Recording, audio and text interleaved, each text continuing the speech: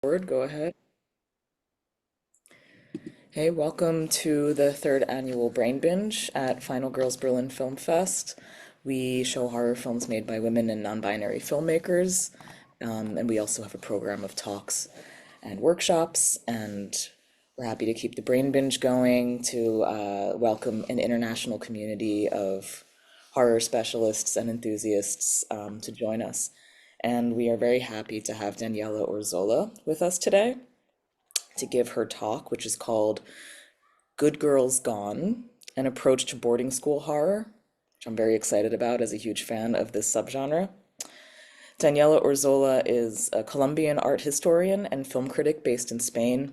She writes for various Spanish language print journals and digital media and is currently a programmer for FILMADRID International Film Festival. She also teaches film criticism and has been a lecturer for different institutions and festivals. As a researcher, she focuses on the study of cinema and popular culture from an intersectional perspective, with a special interest in early 2000s and contemporary horror. So I'm going to hand the floor over to Daniela, and then afterwards we'll be back for Q&A. So good evening, everyone. Thank you to Sarah and Ellie for the opportunity to participate in this year's Brain Binge. And as Sarah has already introduced the talk is titled Good Girls Gone, An Approach to Boarding School Horror.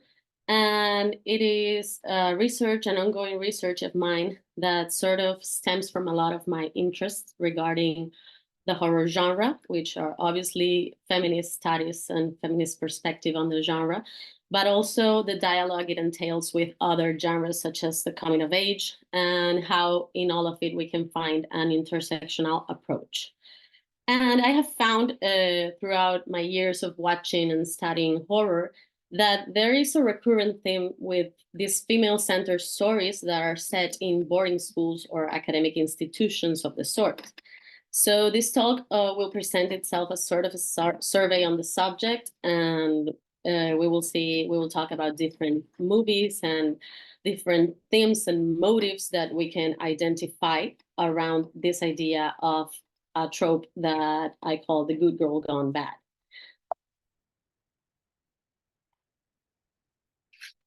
So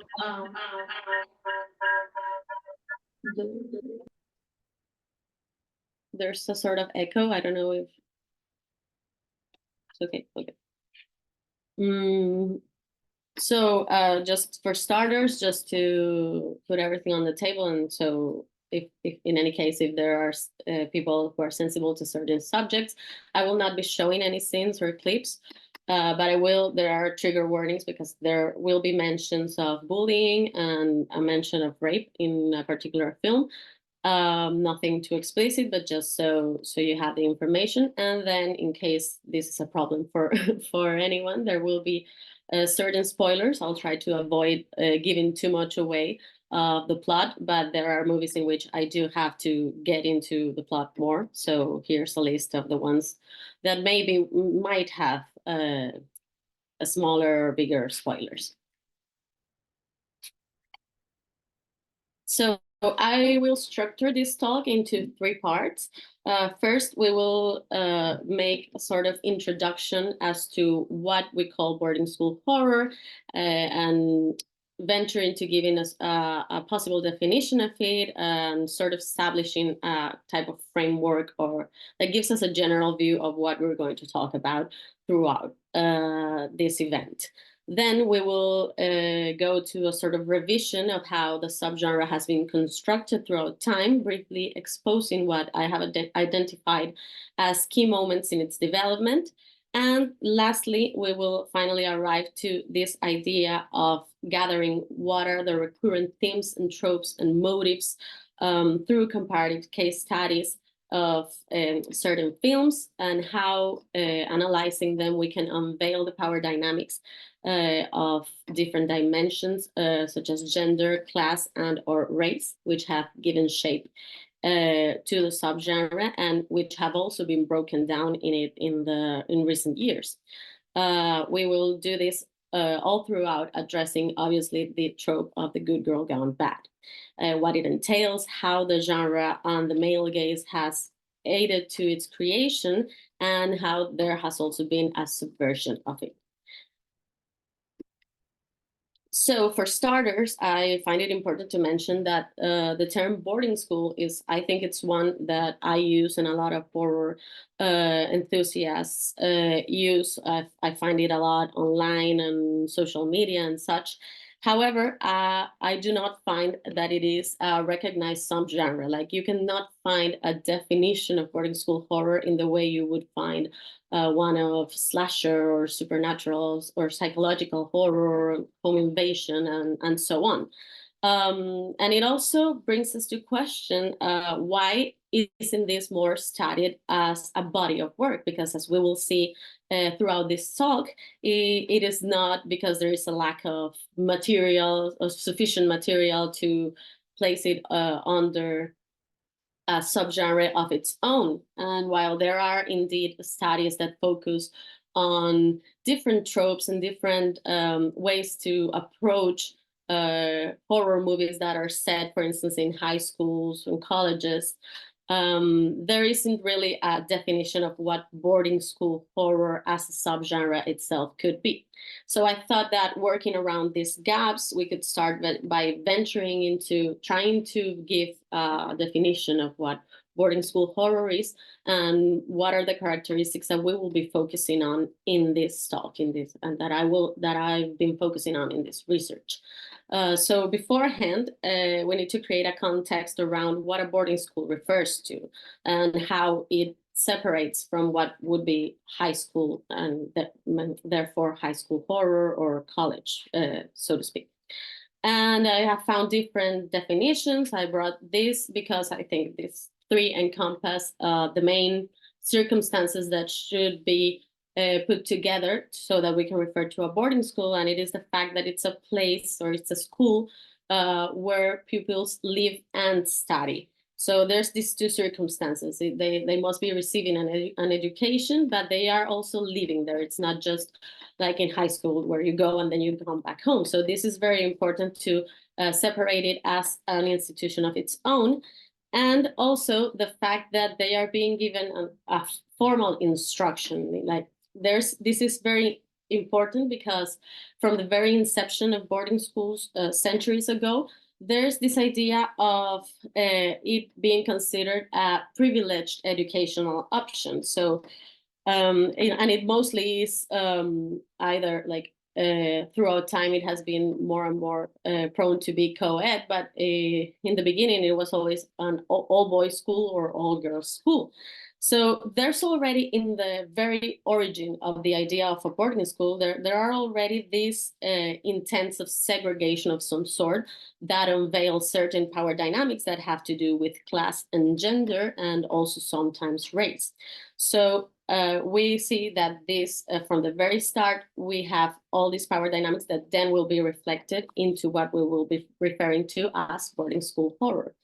So venturing into this idea of a definition, we could define boarding school horror as a subgenre of horror that refers to stories where most of the action takes place in or around boarding schools or other academic institutions of the sort. And I place this final note because, as we will see throughout the talk as well, in a strict sense, boarding schools would refer to this very definition, but there are other academic institutions that could broaden the scope of what we could be referring to in the boarding school horror subgenre, because these are academic institutions where we can also find that also fulfill the characteristics aforementioned and also have similar power dynamics to those that we find in boarding schools. So that could be private schools of certain sorts, academies such as art academies, or sororities, which we will study nearing the end of the talk when we specify and go around the slasher subgenre and the intersection between boarding school and slasher. And just to broaden a little bit more and get deeper into what this subgenre could entail, the characters depicted in boarding school horror movies are almost always women of a young age who are going through a coming of age. They are in that age between adolescence and in the threshold of adulthood. And they usually face some type of danger, whether it comes from the inside or the outside world, as we will see in all the different examples we will be studying. And it is important to mention too that there are obviously boarding school horror movies that revolve around boys as well. But in this research, we focus on the ones on women precisely because of the intersection that we find with all these power dynamics behind them. So I've tried to create, like, giving into this this idea of an introduction that could help us set a type of framework around the boarding school horror subgenre. I've tried to create this sort of graph where we can find and identify precisely. I mean, there are a lot of other more movies that obviously are not included here. Here are all the ones that we're gonna be talking about in this particular time. And I identified 4 main categories where we could place them. And obviously these categories are going to be broken down and are going to interconnect and dialogue in a lot of ways. So that's why we see a lot of movies that are like in one spectrum, but closer to the other one or right in the middle. So this is all going to be very interconnected, but just so we get a sense of the scope that covers boarding school horror. So first we would have movies that are set in Gothic environments, linked to that are very influenced by the tradition of Gothic horror, and it's linked to an idea of a dark academia trope. We can find this, for instance, in the Sofia Coppola's version of The Beguiled, which is not horror per se, but is horror adjacent. We're gonna see also a lot of films who flirt with the idea of horror, even if they're not 100% in the genre. Or we can see a film like The Moth Diaries that, as you see, is like in between Gothic and the spectrum of fantasy mystery, because here we see, and we will go into this film later on, but we see a sort of modern twist on classic Gothic tales, and it is addressed very, very directly in the movie. When in a class, a teacher mentions how Gothic horror stories are linked to a fear and an anxiety about the female power and sexuality, and how, for instance, he talks about Dracula and says how there's a fear of the pure Victorian maiden transformed into a ravenous beast. So all this starts pointing to the idea and the trope of a good girl gone bad in these sort of stories and in this setting. Then we have a category that the category of witches, which technically could be into another category, like for instance fantasy mystery, like they could be together, but I find that it should have its own place, not only because there's a sufficient amount of movies that deal with this that can make up for its own category, but mostly because in the very idea of the witch, of witches and covens, there is the notion of sorority, which is going to be very, very important in this type of films. Then we would have fantasy mystery, which covers a lot because it's basically movies that have themes regarding the supernatural or supernatural adjacent, and where we are presented with an ominous atmosphere where something strange is going on, and sometimes or most of the time the main character must face and unveil the mysteries behind this. And finally, we have the slasher subgenre, as I've mentioned, which will be a great subgenre to see the dialogues between one another, and also to broaden the scope of the boarding school, as we saw before, because we will see here a lot of films taking place in boarding schools, but also a lot of films taking place in sororities, which will be linked to the slasher and to the idea of these women who are no longer young girls in the threshold of adulthood, but who are adult women.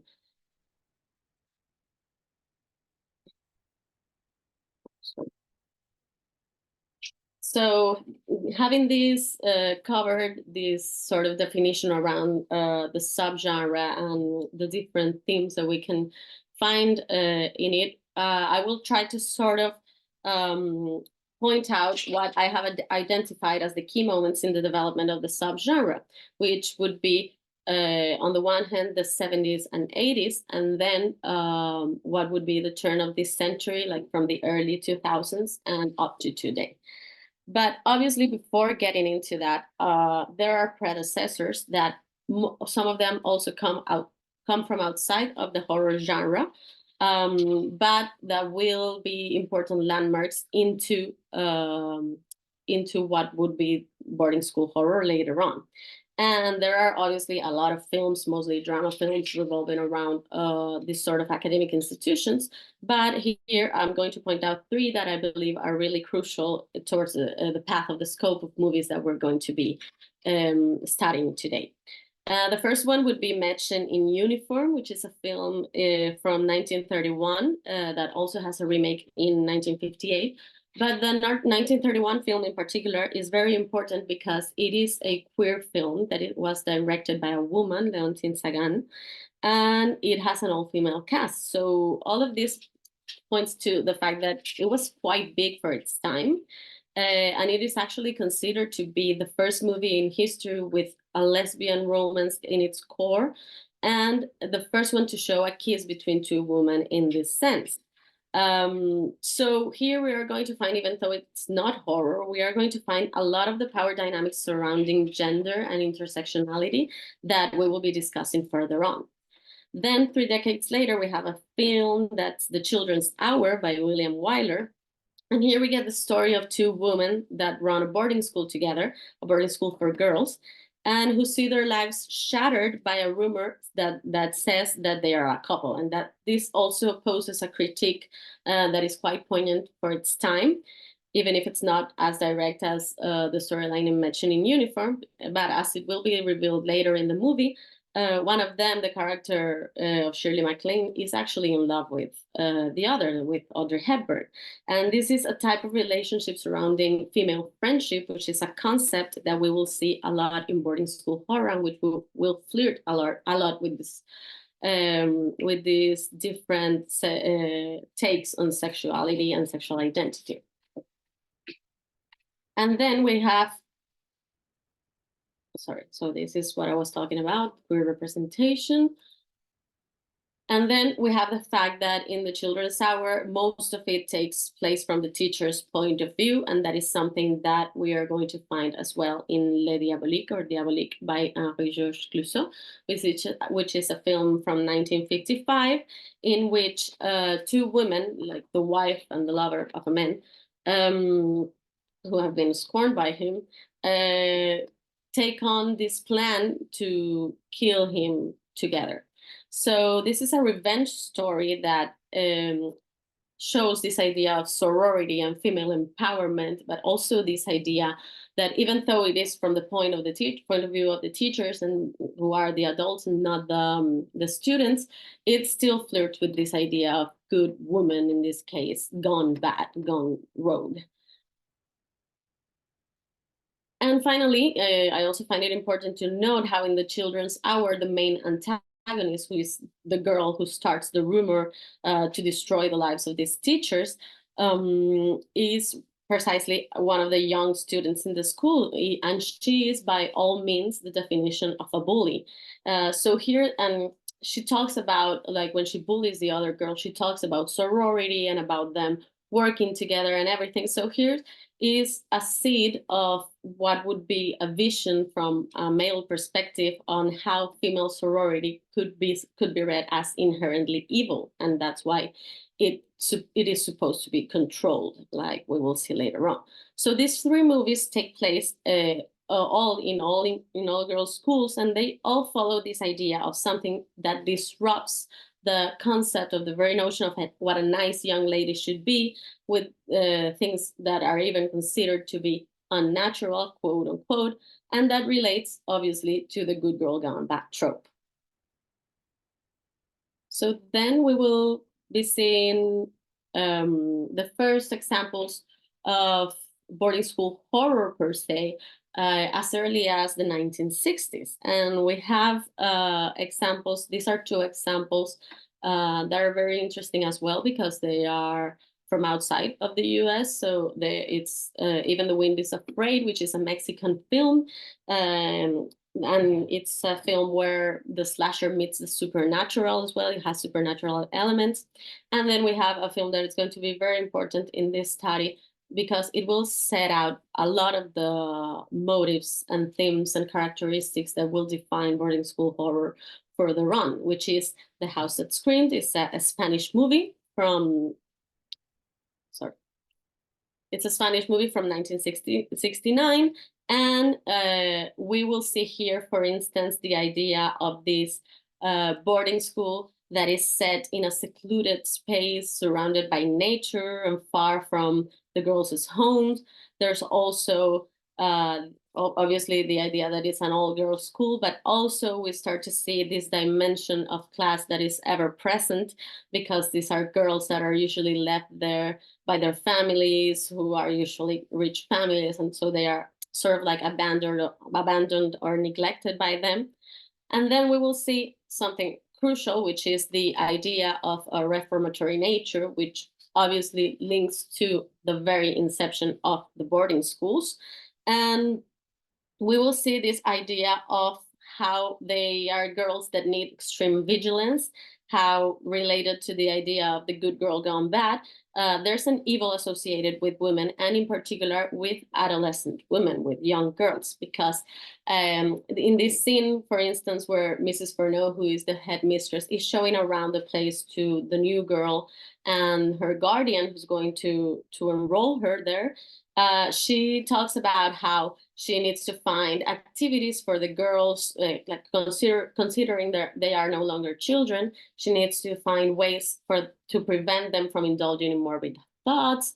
Or she also mentions how the school specializes in students with difficult characters who, in spite of their young age, are there because they have not led exemplary lives, and it is her duty to bring them to the right path, and so on. And she says all these things that point to this idea of implying that during adolescence, we as women are corrupted or are prone to be corrupted, and how these schools are made to prevent that from happening.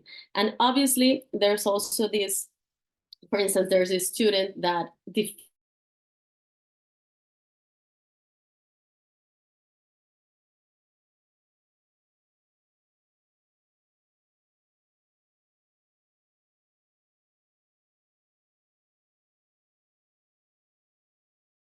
so this all encompasses something that's going to be in the very state of boarding school horror and of slasher films as well, which is the male gaze, and how the male gaze contributes to a fear of women's bodies and a fear of women's power and sexuality.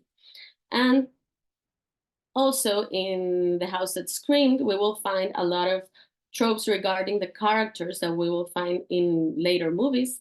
Obviously not the same in all, but there's different variations from movie to movie, but some that are very common. So we will find, for instance, Irene, who is the main character. She embodies this new girl who arrives to the school, who is like pure and somehow is driven by the wrong path by someone else.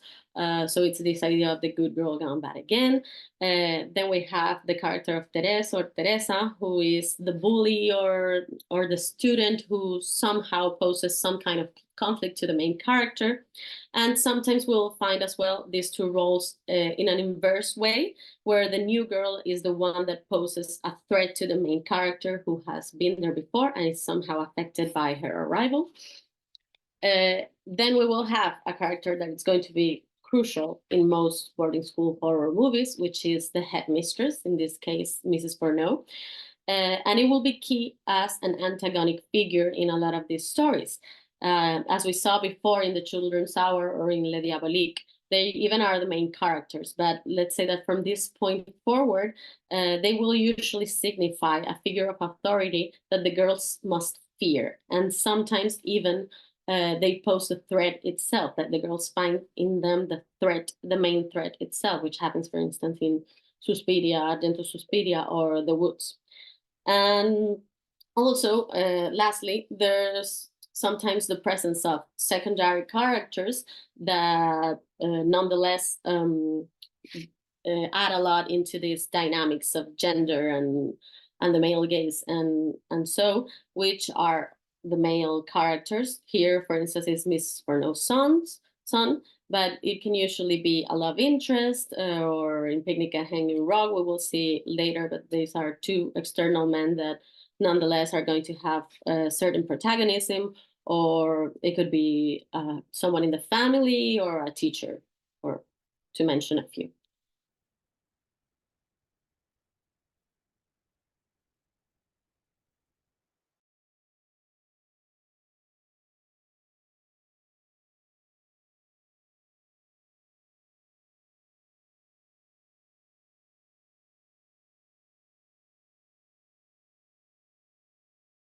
And here, the subgenre is going to take two main roads, which will be, on one hand, the idea of stories revolving the supernatural, fantastic, the mystery, and on the other hand, slasher movies, which I have mentioned, are linked to this idea of sorority. So we will go into nearing the end of the talk. But and also it's important to note, for instance, Suspiria, I have it in between both roads, because in Argento's film, given the fact that they are giallos, well, there's also a slasher component in them, but it usually intertwines with a fantastic dimension as well. In Suspiria, it's the idea of the coven that rules the dance academy, and in Phenomena, as we will see now, through the main character's superpowers. So we will talk about mostly right now about two films, which are Picnic at Hanging Rock and Phenomena, to see how this subgenre starts to develop during these decades. So Picnic at Hanging Rock is a film that is crucial to the subgenre. So we will go back to it a lot during this talk when we talk about recurrent themes and motives as well. But just to give out a context at first, it's a movie that is based on a novel by a female author, by Joan Lindsay, and it takes place in the turn of the century, in the 1900s, in Australia, and tells the story that is inspired by true events of the disappearance of four women, three young students and a teacher. And everything in this movie, which has a mystical aura throughout, is always leading us to wonder, did they disappear? Were they seduced by something in the outside world? Or did they live to escape the contractions of the school and the headmistress? And obviously the question that is in all of this is, why would such good, obedient girls escape? And from the very first shots, we also see a type of character work that will unveil different dynamics within the school and different relationships between different type of characters. So we see, obviously, from the first scene, the relationship between the students and the idea of female friendship, which, as I have mentioned, is going to be very important in the subgenre. For instance, through the relationship between Sarah and Miranda, that we will go back to. And also, in addition to this concept of female friendship, we will see the class dynamics as well, because we will see how it is mentioned at several times that they come from different classes and social statuses, how some of them are orphans, and so on. Then we have all these different characters other than the students. We will have, obviously, the headmistress, as I have mentioned, that is going to be a key figure throughout these films. On here, the teachers as well, who are sort of like a middle point between these figures of authority and more friendly figures for the young girls. But then we also have characters that are going to add to this intersection with the dimension of class, because we have the character of the housekeeper, or the two male characters that also signify this difference in social classes, and who also also show or pose a portrait of how the male gaze works. And it's like in this scene where they are literally watching the girls go walk one by one, and there's also here like this class dynamic, because the working class boy is talking like very crudely about them and their bodies, and the other boy tells him, "I'd rather you didn't say those things," to which he replies, "I say the crude things, you just think them." So we see all of this very suggested, because it's a movie that relies a lot on what is suggested and what is implied, but we see these power dynamics of gender and class throughout the film. And then we have Phenomena, which is a film by Dario Argento from 1985. And obviously there are a lot of, like Suspiria is a clear precursor to this film, because there is already there an idea of this school, this dance school, dance academy in Europe, where an American young woman comes to live and study. So this idea of the foreigner that arrives to live with this group of women and finds a mystery there. So there are a lot of similarities in the basic premise. However, I think Suspiria focuses more on, let's say, her finding out the mystery of what is going in the school and why are these young women dying one by one. Whereas in Phenomena, even though there's also a storyline where there's missing girls and a serial killer on the loose, I think here we actually see more of the development of the main character, Jennifer, and she is in fact the center of it all. Here we have also class dynamics, because we have the fact that it's an idea of the trope of the abandoned rich kid that we will see a lot as well. And Jennifer is a character who is clearly comes from a rich family. She is the daughter of a movie star, as it is mentioned more than once, but she's obviously there neglected. She tries to call her father at times and can't seem to reach him. So there's all of this implying that she is neglected by her father, and that's why she's been sent there. And moreover, in Phenomena, this is all particularly interesting in as much as Jennifer is not going through the same processes of growing and maturing as all the other young girls in the school. And that, in fact, sets her apart from her classmates, who bully her and consider her to be a quote unquote weirdo. But the thing is, Jennifer is actually supernatural in a way, because she's sort of like we could say she's sort of like an ex-woman or an ex-girl. Because she has this ability to communicate with insects and control them in a way. And this is also a very interesting metaphor, because insects are often considered to be disgusting and are sort of like the outcasts of the animal kingdom. And Jennifer will represent as well this idea of the outcast in the boarding school. And she's even is going to be named, but like Lady of the Flies by her classmates, but also by the headmistress, who's going to signify a threat to her as well. Who's going to not only abide the bullying, but also lean into it. So she names her Lady of the Flies, and it is repeated throughout several times that what happens to her is not normal, and that she is not normal. She's crazy. She's even diabolic, as the headmistress said. But the thing, and what is behind all this, is that she has a connection with nature, and that is what makes her so different and such a threat in her difference in its own. And this is something that we will discuss later on, but will be recurring in a lot of boarding school horror movies, which is the different ways in which female characters will be connected to the nature that surrounds them. So it's something we see in both Picnic at Hanging Rock and in Phenomena, where there's this focus on a sort of mystical dimension of nature, and a sort of cosmic connection between these characters and the environment where that surrounds them. And then the other key moment that I have identified in this development of the subgenre is from Y2K to today, to say it in certain terms. So basically, it's the early 2000s and the years ever since, how the body of work has been growing and growing more. And obviously this is going to be crucial in leaning towards a feminist and intersectional shift, where not only we're going to start finding more examples of boarding school horror films that are directed by women, like all the ones you can see here, but also in the way of these themes are going to be depicted.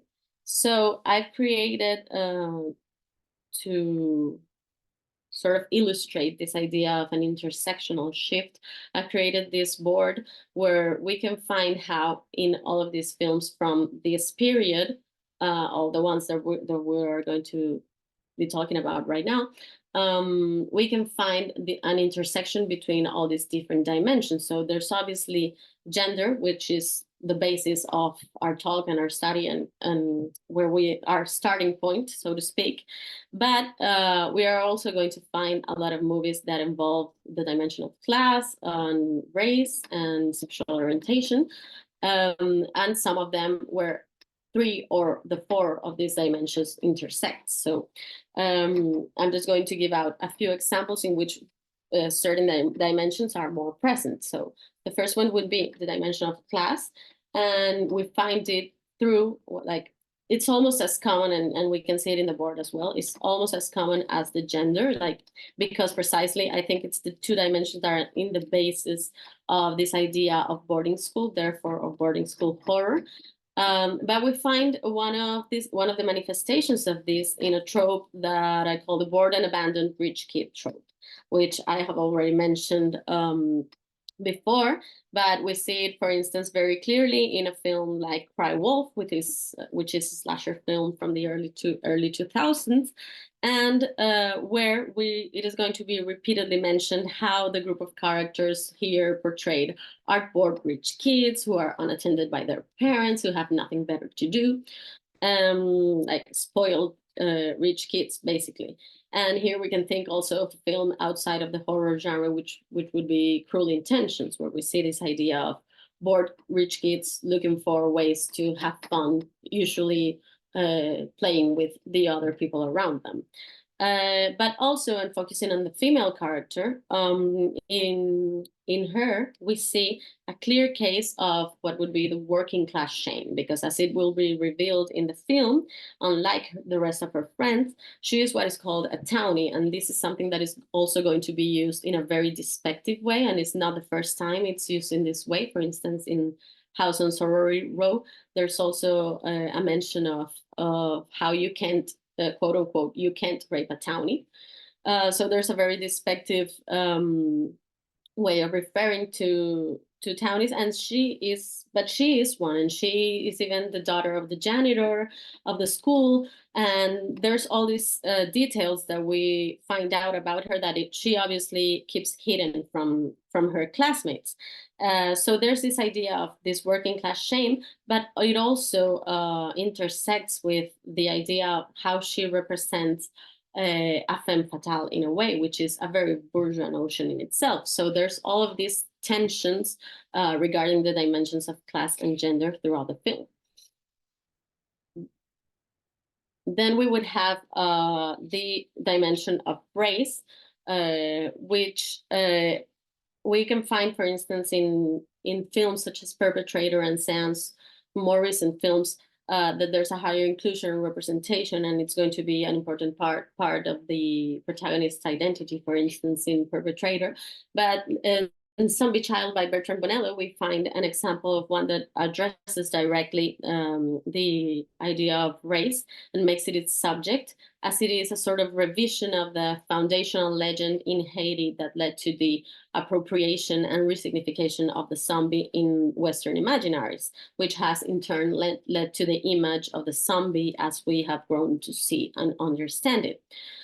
So Zombie Child tells the story of this Haitian girl who arrives to a prestigious school in France, and the film is sort of about her discovering this place and her relationship with the other girls, but it's also a metaphor on how these other girls, these French white girls, on one hand seem equally curious and scared by her past and by her otherness, but also even how one of them even appropriates her culture and ends up using it to her benefit, not to give too much away of the plot.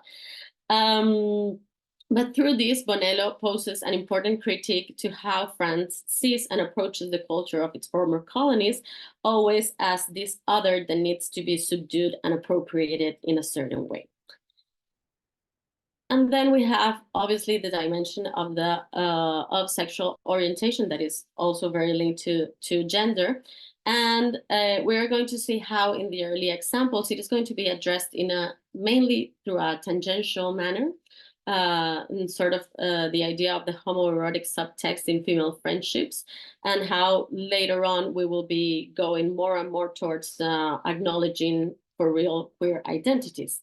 But before getting into that, let's go to this idea of female friendship, because it is central to boarding school horror. And for instance, in Picnic at Hanging Rock, we see from the very start this focus on the relationship between Sarah and Miranda, as I mentioned before. And they are two very different young girls, not only because it is made explicit that they come from different social classes, given that Sarah is an orphan, but also in how everyone at the school sees and perceives them. It's like Miranda has always this celestial aura, and she's sort of like the center of a lot of the girls there who admire her and see in her this absolute beauty. But whereas Sarah is the perfect personification of what an outcast would be. So the relationship is odd already, but the story adds more to it by precisely creating this homoerotic subtext where Sarah is clearly in love with Miranda and then must face what to do when she disappears. And something similar happens in The Falling by Carol Morley regarding this idea of female friendships and the queer readings we can find there, because The Falling shows a particular way in which the idea of a female friendship is often constructed in horror through the tandem of the good girl and the rebel girl. So here it's not like the idea of different classes, but the idea of different characterizations. And this is also obviously related to the idea of good girl gone bad, but we're going to see from the very start how through the editing, the film is going to show them like simultaneously while Lydia is reading, Abby is going to be having sex in the back of the car with a boy.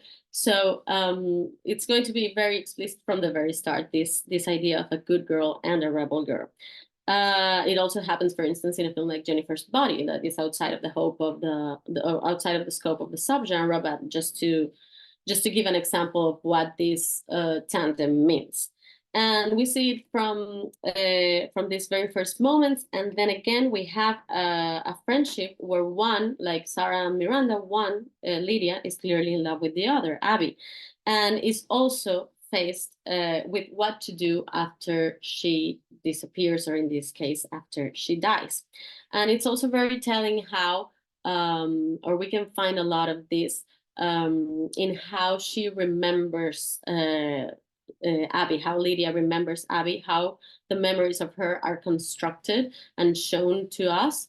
And how in these recollections we always see this sort of celestial, angelic aura that also can be related to how Miranda is presented to us in Picnic at Hanging Rock, and even is made explicit when one of her teachers says the words, "I know Miranda is a Botticelli angel." So there it is very, very explicit. In The Falling, it's more suggested, but there's a dialogue between one another in the ways other people see them, in this case, in the way Lydia sees Abby, as in a very idealized and idolized manner.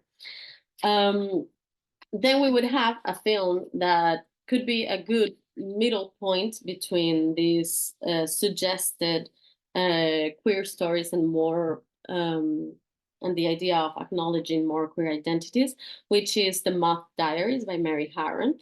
And the film takes after this idea in Dracula, like I mentioned earlier, about pure women being turned into monsters. But really, it is a twist of another Gothic tale, which is Carmilla. And it is a story about how this quote unquote, how they describe it in the film, a mysterious stranger who comes from the West and begins to take over the narrator Laura. And this is going to set out what the story in the Mud Diaries is going to revolve around. But it's also important to note that the story of Carmilla gives way to a tradition in horror around the lesbian or the sapphic vampire. So it's already there. And there was a talk last year about this. So if you want to check it out, about the trope of the lesbian vampire. And here, the main character, Rebecca, starts investigating into this new student, Ernessa, that arrives because she is plainly jealous of the relationship and the newfound relationship that her best friend has established with this new girl. And we see in the relationship between Rebecca and her best friend a lot of this homoerotic subtext. And it sets out a conflict between her and the new girl, as we also mentioned before.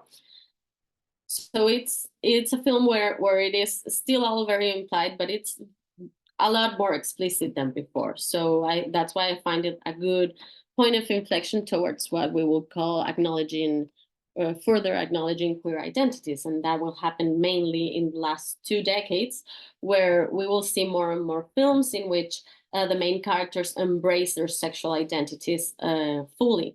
And we see, for instance, in a movie like Paradise Hills by Alice Waddington, where the place, the boarding school, works as a metaphor of a sinister place where these characters go, and spoiler alert here, they go and they create doppelgangers of her and use them to send them into the world as themselves.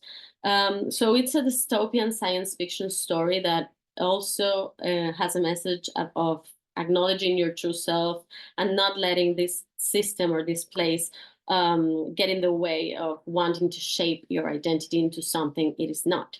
And then in films like Seance or Perpetrator, which are the more recent films in this compendium, we have the fact that these are main characters who are now openly queer. They become romantically involved with other characters that they meet in the movie, other classmates.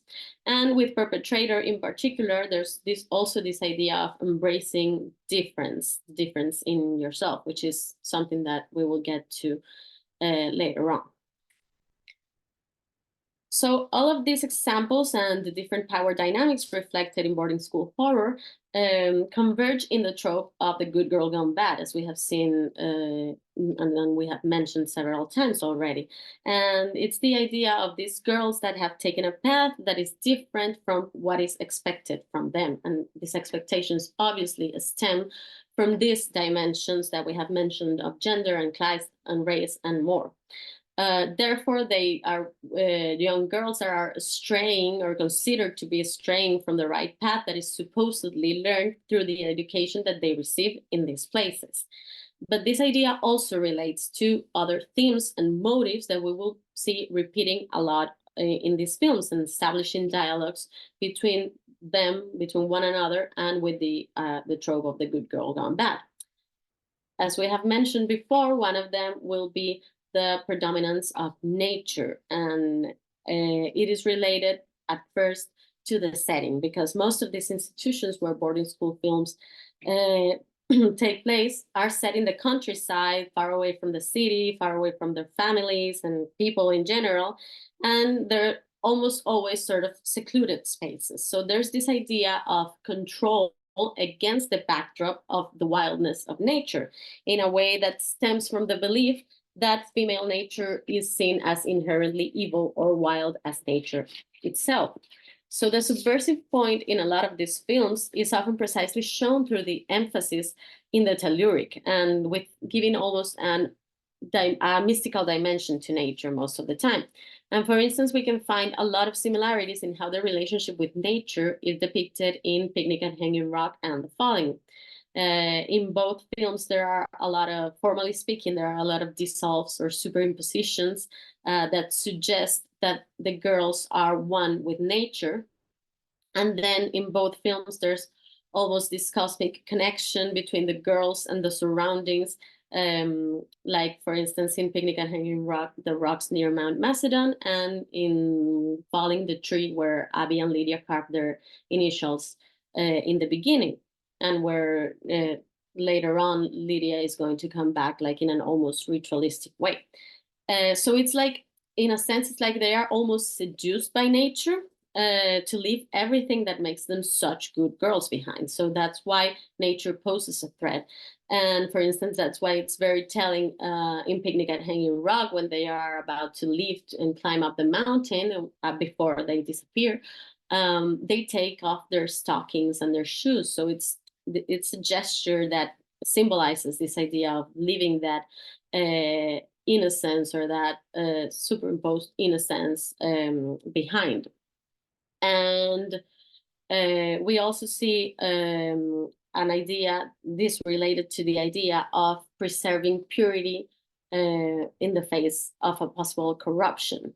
And here, with the idea of purity, there's also a recurrent motive that is the predominance of white dresses or white clothes in general, which usually, or most of the time, symbolizes purity. And what it means, we see here what it means for women wearing white while they're going into the wild and sort of becoming one with nature. Obviously, we see that in Picnic at Hanging Rock, but also in all of these films where white clothing takes and the predominance of the color white throughout takes a central place. Obviously, in Picnic at Hanging Rock, there's some more direct reference as well when we see that comparison of Miranda being a nymph. But we're going to see this in a lot of examples, even in Paradise Hills, where it's sort of a more futuristic, and therefore a more campy sort of clothing. We see that predominance of white as well. And here it is particularly interesting to mention another film, which is Innocence by Lucille Hatzihalilovic, because it's a film that, unlike most of the boarding school horror scope, where we're referring to girls in an adolescent stage, like in the threshold of adulthood, as we have said, here the film depicts girls at a younger age. And this has a direct link to that idea of purity and innocence, as the title itself gives away. And nature is very central to the entire storyline, which focuses on the idea of natural cycles and how there's a view placed in these young girls in the school as quote unquote ugly little caterpillars who have to work and endure a lot in order to become what is expected of them in society, in order to become these beautiful butterflies. And if they do become, they can be the chosen one. There's this idea throughout the film. But on the contrary, if they behave wrongly, they are expelled and never mentioned again. So we're going to see these girls a lot of the time dancing and playing around in nature with these white clothes, and this all symbolizes that idea of purity. And that is because most of the time the purpose of these schools is to keep that purity intact behind closed doors, which is why the woods or the nature that surrounds them usually presents to a threat to the woman inside. And this also presents sort of a dilemma, because they are in fact in constant contact with that nature, but still need to refrain from it in some ways. And this leads us to another aspect in boarding school horror movies, which is the comparison between savage and controlled nature. And for the best example out of all these movies for controlled nature would be found in Paradise Hills, for instance, which, as I have mentioned, is sort of this futuristic, dystopian, campy take on the boarding school horror subgenre, and where the main character, Uma, is a young girl who is sent away to this place seemingly idyllic and full of nature and gardens, but she is ultimately sent there because her family feels she has to change something in order to reach her full potential. And then everything that I mentioned before about the doppelgangers and so that will be revealed. But here the production design really transmits that idea of control through a place that, as I've said, has the appearance of being calm and idyllic, but really is a manifestation of controlled nature. The very idea of the garden is conceived in this way, and this is a sort of Alice in Wonderland-like garden that presents the illusion of being something that it's not, and in the end, in fact, when its true nature is revealed, it gets out of control.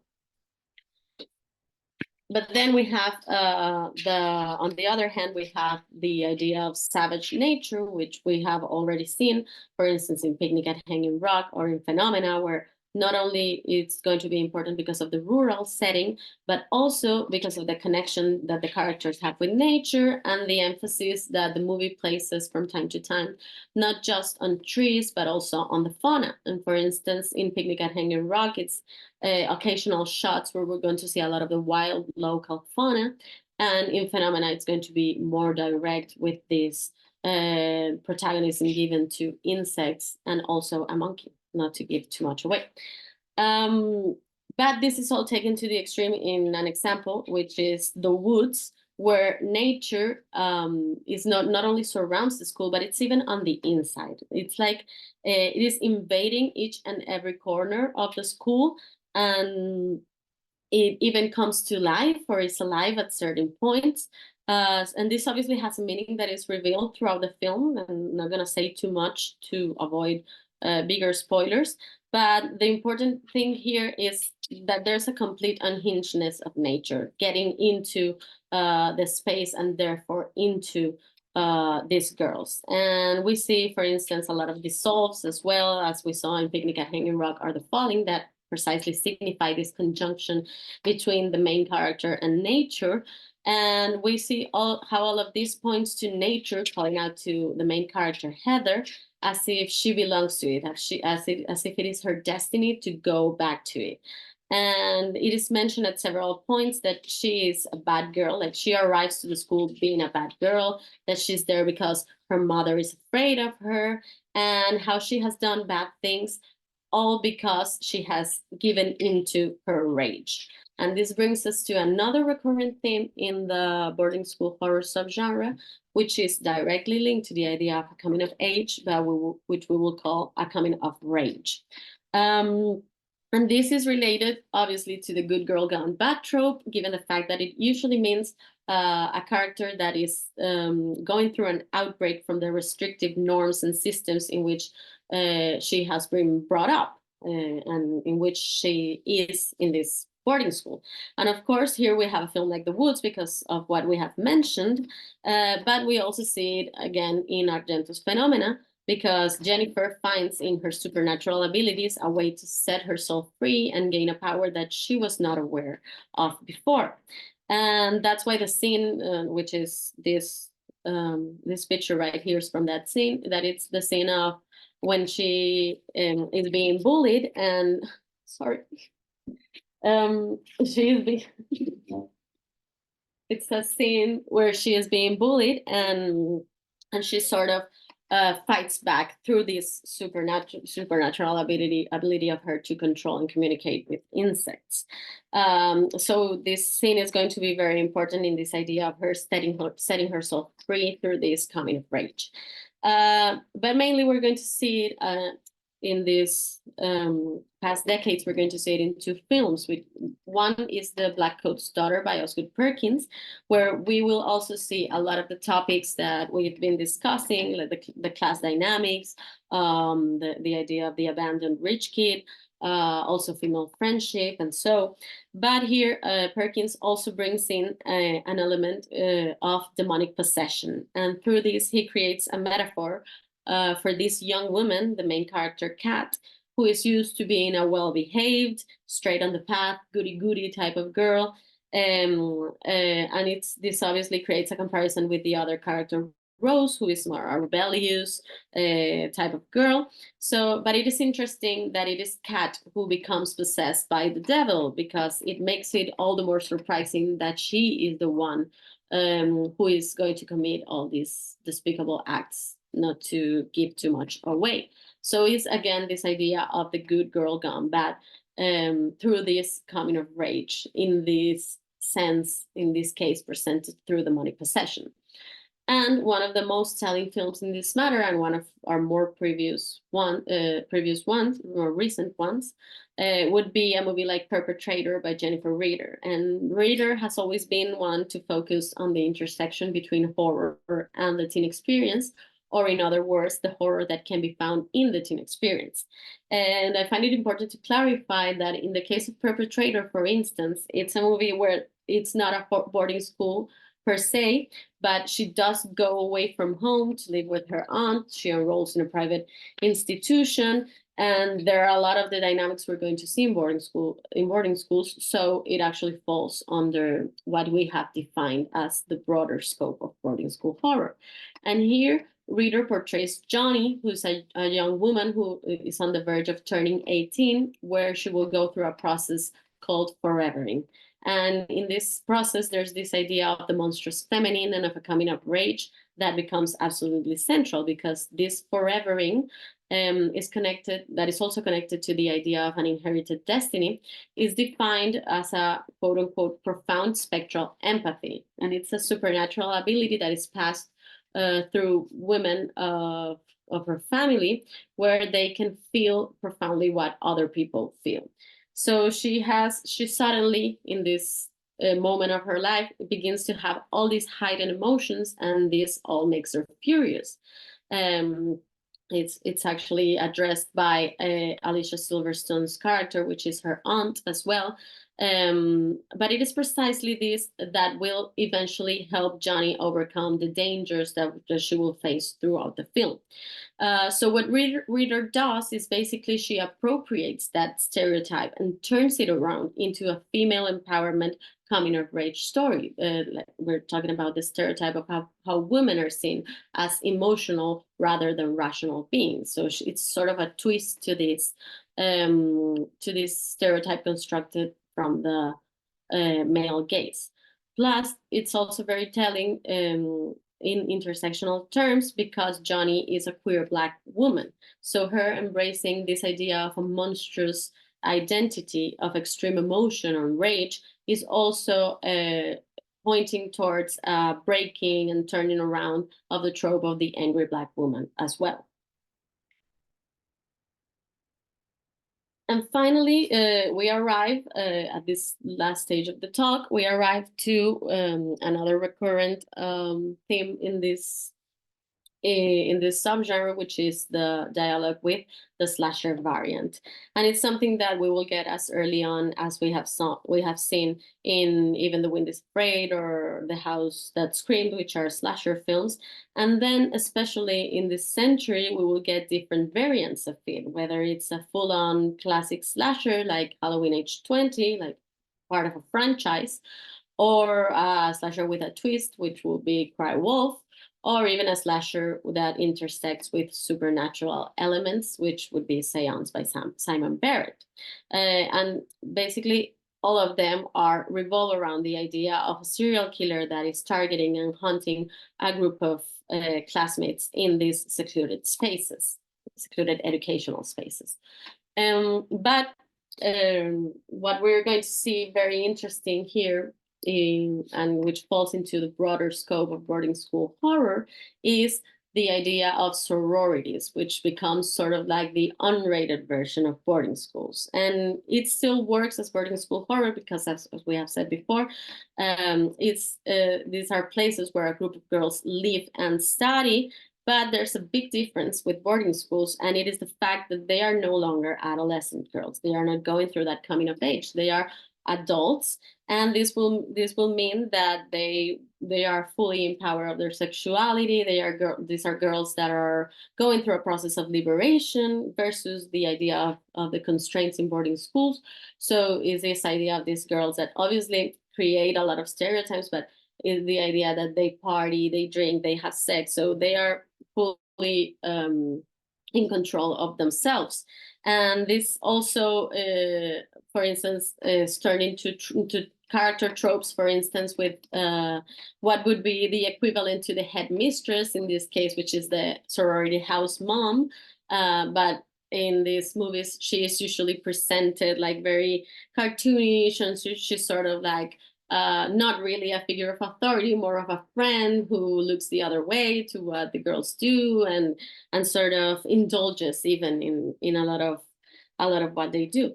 And obviously, this is also going to be seen through the final girl trope, which becomes the epitome of purity in slashers, as we saw in Laura Gerlach's talk yesterday. She explained this very well, but it's this idea of how the traditional view of the final girl is this pure girl who sets apart from the other girls because of this characteristic. And there, in these films, there is obviously a lot of male gaze involved. Like the killer almost always takes a voyeurist point of view, which we also see, for instance, in The House That Screamed. But here it is more and more central, like it is in the versions of Black Christmas from 1974 and 2006. So for the same reason, these are films that are almost always directed by men, but there are, in fact, a few exceptions, and we will see later on one of them.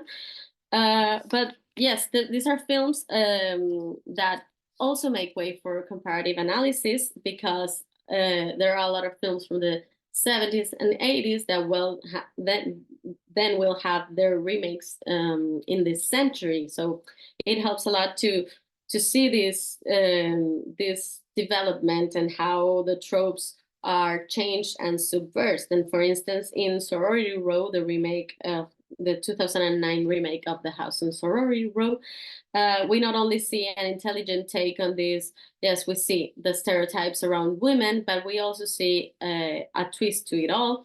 The final girl as well is not a pure a completely pure girl, and also the fact that there's more than one final girl as well. But also we see a commentary on or through the male characters, how they are constructed, and how they are mostly these completely caricaturized versions of the alpha male, and they represent toxic masculinity in every way. And for instance, also represent dynamics of class as well. For instance, with the boyfriend of one of them, of Jessica, who's sort of like the mean girl, who always tells her how she should behave and everything. So yeah, there's all these dynamics as well. And a case, obviously, that serves as a great opportunity of this comparative analysis is Black Christmas and all the three versions of it, from the Bob Clark's 1975 slasher classic to Sofia Takal's feminist take.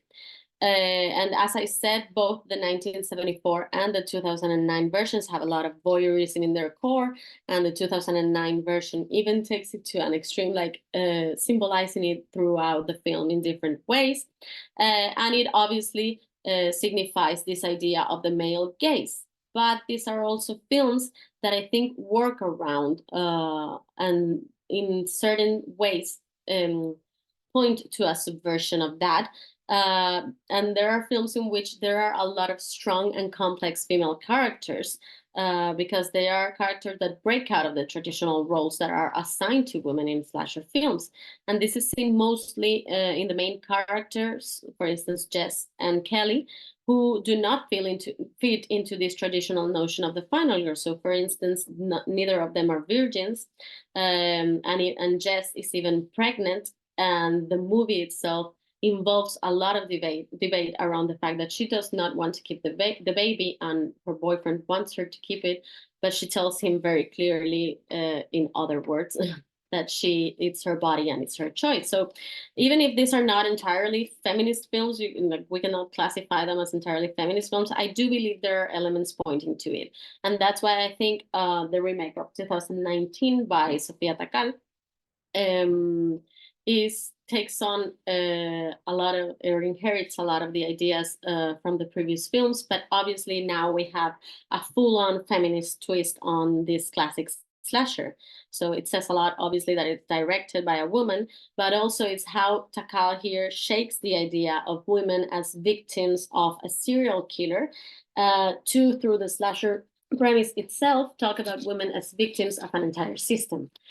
And she uses supernatural elements, and i.e. a supernatural hazing ritual, as they will call it in fraternities, thus giving the film a very pop, campy, at times comedic vibe. But through it all, she still manages to tackle important issues such as frat boy rape culture and the trauma suffered by victims after an assault. And it ultimately presents a critique to not all men and men's reaction to movements such as Me Too. We also have to take into account that it is a movie from 2019, so it's sort of response to all this movement, and how it's a critique to how men see all of this and how they ultimately see feminism as a threat.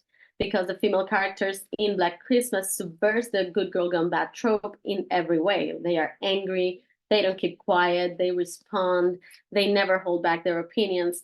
And that's why they pose such a huge threat for these men who create this sort of cult where they feel the need that these women need to be taught back into the old ways. And it's a cult that even convinces one of them, one of these sorority sisters, on the idea of being a good woman and how they should retake their rightful place behind men. But it also subverts and even transcends the final girl trope through the idea of collective survival, which also Laura talked about yesterday, and which we also see, for instance, in Sorority Row from 2009. And that is linked to an idea of sorority that transcends the very notion of something more individualistic. So Takal's Black Christmas works as a perfect example for us to close this talk, because it encompasses this idea of how a group of women reunited, be it in a boarding school, a sorority, a coven, or more, it all pose a direct threat to men, resulting in a trope, which is the good girl gone bad trope, that is constructed on the basis of the male gaze and patriarchal expectations on women and how they should behave. But also Black Christmas shows how boarding school horror movies are now more and more prone to breaking these expectations and freeing women from them, giving a 180 twist to the subgenre, and of course, pissing off a lot of men in the process. So here's the list of films we have mentioned in case you want to take note of any of them. And that's it. Thank you.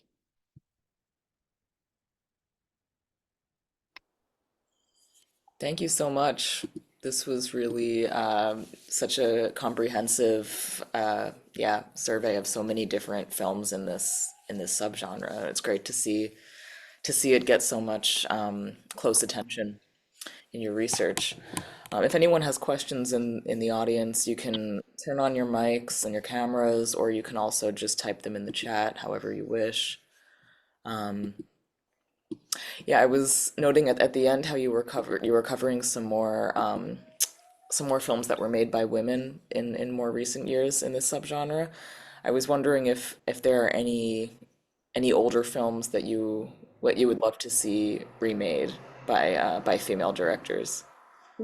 That's an interesting question. um, I guess I would love to see a new, I know it already has a remake, but a new Sorority Row movie, but made by a woman. I think that one is one that I would very much look forward into. It's a film that, as I mentioned, I really like, and I find a lot of, oh, sorry, I'm trying to go back, but okay. And I find a lot of feminist or pointing towards feminism aspects in the 2009 remake, but it's obviously still a film that still has a lot of male gaze in it. So I would love to see that film made by a woman. Then, well, I know that there's a TV show of Picnic at Hanging Rock that I have not seen. That's why I have not brought it today, because I have not been able to get my hands on it. It's not in any streaming platform here, but I do hope to see it. I know, like from what I've read, I know it's a show that acknowledges more of these queer identities that are sort of suggested in Peter Weir's film. So that one's already made. But yeah, that would be another one that I want to see. Um, yeah, I think those ones, maybe Suspiria as well. I would love to see Suspiria. And I love the remake by Guadagnino as well. I think it has a lot of great themes addressed, and it is so different to the original film that is almost a film of its own. But yeah, I would love to see Argento's films made by women. I would love that too. Um, I was also wondering about if you looked at other sort of gender segregated spaces in film when doing this research, like for example, convents or women's prisons or anything like that, and if you had a thought about those traditions in film history and how this, like what kind of parallels might there be between that and the boarding school subgenre and maybe how they also diverge. Yeah, that's a really interesting question. I, uh, I centered on the boarding schools also for a matter of not it being a research so wide and so long. But I think I have actually prisons I had not thought of, so it's actually a great. I will take note of it. But convents is yeah it's a space that I find very interesting as well to see all of these dimensions and where we can see this intersectional perspective and viewpoints. Like for instance, in this where well actually there are a lot of convents that also served as boarding schools, so and in the very notion of boarding school, like from the 20th 20 to the 20th, sorry, the 12th century, like in medieval times, like there's these precursors of the boarding schools like we know them today with these monasteries that accepted these young men. So yeah, there's a lot of connections between one another, and there are films in which convents are also served as boarding schools. Thinking of Sister Death by Pago Plaza, which is from last year. But yeah, I also find that convents have a lot to say regarding the subjects because, for instance, and I think today, like with this return to religious horror that we're seeing in the past few months, we can talk about it a lot because we have two films like The First Omen by Arkasha Stevenson or Immaculate, which is directed by a man but produced by Sydney Sweeney, and she has this protagonism in it where both women rebel against these the clergy and against the conspiracy that they find is being made, and it's a conspiracy that involves directly the fact that they are messing with their bodies, so they're trying to get that back.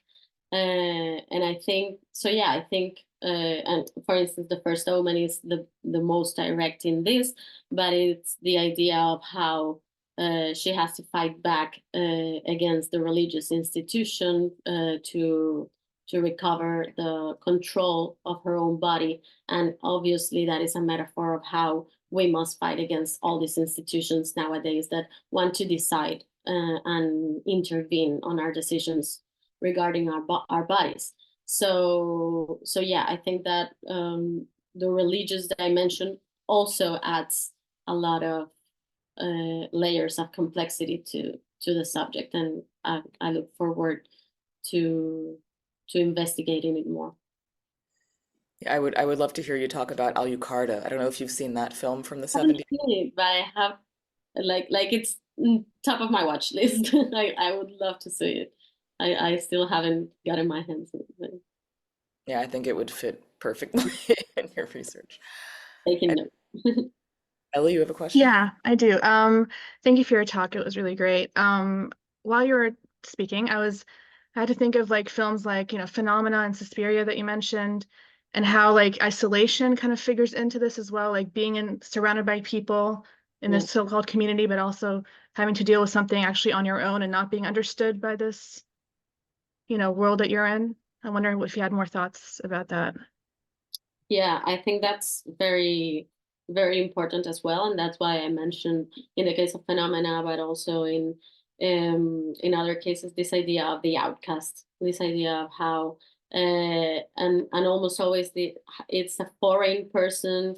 So also, for instance, in phenomena, well, in Suspiria as well, but for instance, in phenomena, she's having all these problems she's facing, and she feels like she doesn't fit in there, and there's no one close to her. That's why she tries to call her dad multiple times, because, and I also think of it like, I'm someone who I was born in Colombia and grew up there, and now I'm living in Spain from a certain time to today, and it's this feeling of, like, you can go somewhere else, but there's always this feeling like you still do not fit in, and it's like you're in between places. And I think that also can connect with the supernatural elements, like how she connects with nature, or in this case, for instance, in phenomena, with the insects, as a way of finding some type of connection that she is missing and that she's not finding in people around her, be it her family back home that is neglecting her, or these people who are not welcoming to her arrival. So there's also like this idea of reaching out to something outside of what's human, and how that reaching out to something outside of the human also turns you into something not entirely human itself, so it turns you into sort of an alien or a freak, as other people would see it. So yeah, I think that idea of the outcast, I think it's also present, for instance, in The Woods, and in a lot of these movies where we see like these girls arrive there, and they make maybe one friend or one ally or something, but they are very, very isolated, as you have pointed. They don't have a lot of people they can count on, and I think that serves a lot to all of these dynamics we're discussing. Thank you.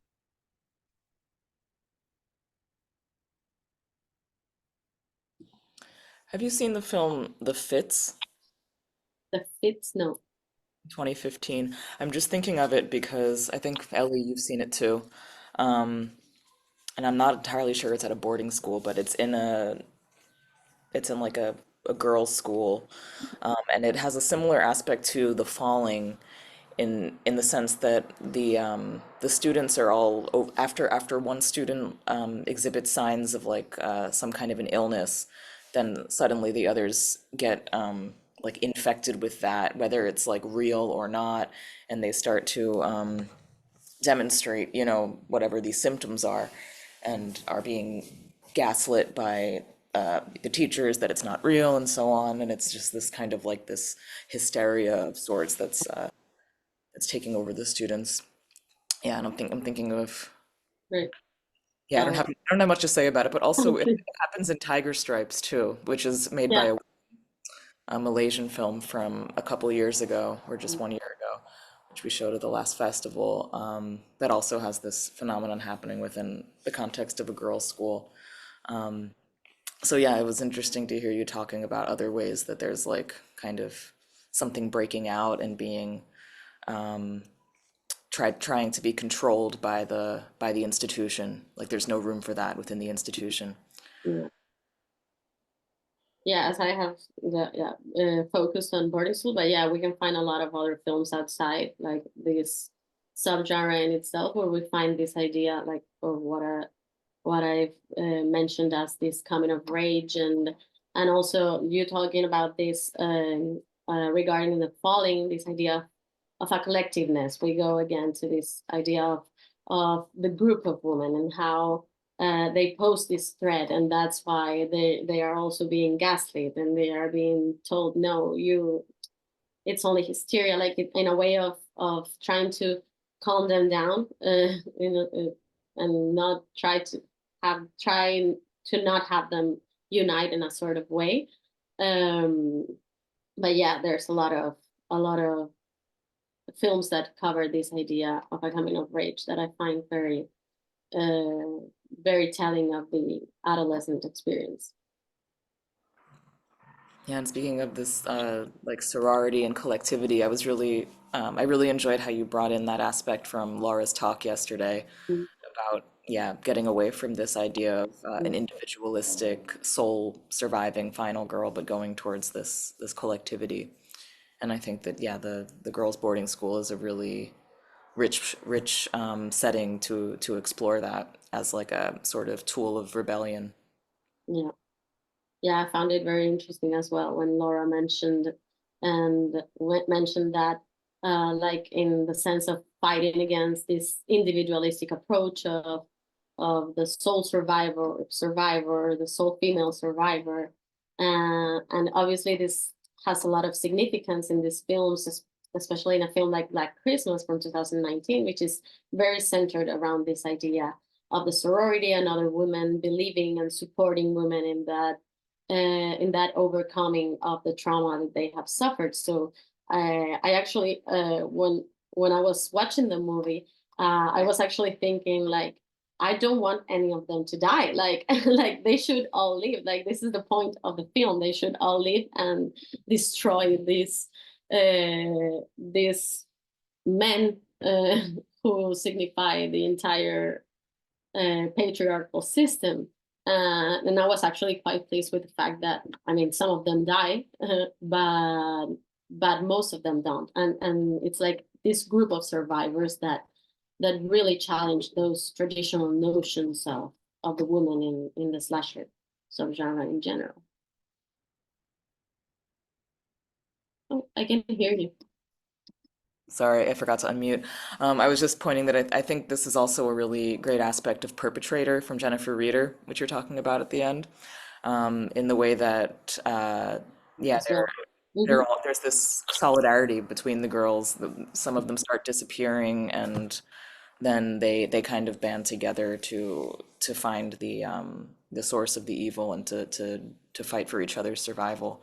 And there's also that great moment. I don't know how many people have seen the film in the crowd, but where they kind of get in. One gets in trouble at an assembly for because well, it's way too complicated to explain what's going on. But then they all start to kind of like act out with her because she's sort of like having a fit, and then the others, yeah, they sort of demonstrate this outbreak with her to prevent her from getting in trouble. So yeah, Yeah. can recommend checking it out. Okay, the questions are coming in. Gretel asks, in the UK, there's increasingly exploration of something called boarding school syndrome. And I'm interested in an idea of boarding schools as a setting for horror, but also the site itself being intrinsically a horror somehow.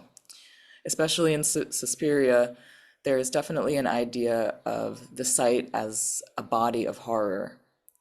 And maybe this links too into ideas of women's bodies, a literal body and a building as a body of unfolding horror. Continues, or sometimes a communal body, a multiplicity of bodies which links into homoeroticism, etc. Okay, there's a lot of questions there and statements and so on. But yeah, Actually, yeah, I think it's more a statement than a question, and I find a very interesting a statement as it is. Yeah, I think it's very interesting to put it in those terms of how it's not only what is happening in the building or in the institution, but how the building itself presents that. And I think it's also very telling how all of these places like follow certain types of architectural characteristics. Like it's very like obviously then we have some of them that vary, and for instance, Advent to Suspiria would be one because the building is very different from what we see in most of these movies. But yeah, there's sort of a uniformity in it. And it's a very ominous idea, I think, a very uncanny thing to point out because yeah, we see that that the building itself can pose a threat, and I found that very beautiful. I like that idea a lot.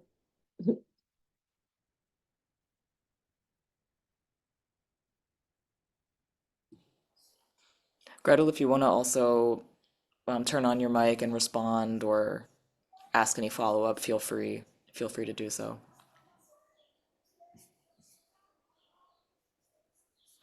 No problem. Yeah, any last questions? We have about 5 more minutes.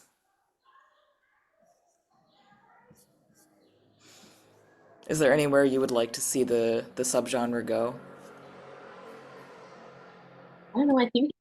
I think that what you asked me at first. I think there's, even though there have been more films directed by women in the past years, I think there's a lot more to cover. Like there isn't that much of a body of work. So I would like to see more and more female directed movies in the subgenre. Like I don't have any specificities as to what they want to cover. I just want to see that female gaze more and more involved.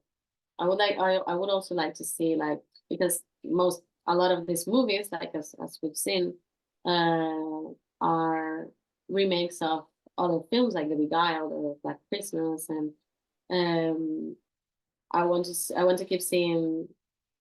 I love remakes and I love re-signification of classics, but I would also like to keep seeing new new ideas surrounding it. So, Usually, if we're talking to filmmakers, we ask, "What's your next film going to be about?" But in the case of you, I'd love to know what's your next research or project going to be about. well, for one, I would love to keep on researching about this because it's an ongoing research, and it's something that interests me a lot. So I plan to keep moving forward to this.